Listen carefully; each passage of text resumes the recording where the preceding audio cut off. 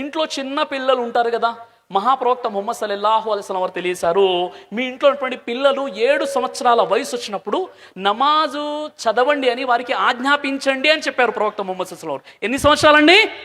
7 సంవత్సరాల వయసు.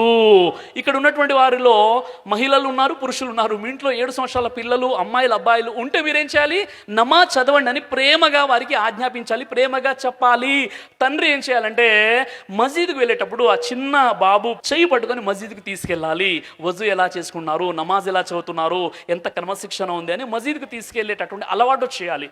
అదేవిధంగా 10 సంవత్సరాల వయసు వచ్చినా నమాజ్ చదివినట్లయితే వాడిని కాస్త గట్టిగా భయపెట్టి మరీ నమాజు చదివించండి అని ప్రవక్త ముహమ్మద్ సల్లల్లాహు అలైహి వసల్లం వారు తెలియజేశారు. ఎందుకు? నమాజ్ అలవాటు అవ్వాలి. కానీ ఇస్లాం షరియతులో ఒక వ్యక్తిపై నమాజ్ అనేది ఎప్పుడు ఫరజ్ అవుతుంది అంటే 15 సంవత్సరాలు నిండినటువంటి వ్యక్తికి నమాజ్ అనేది ఫరజ్ అవుతుంది.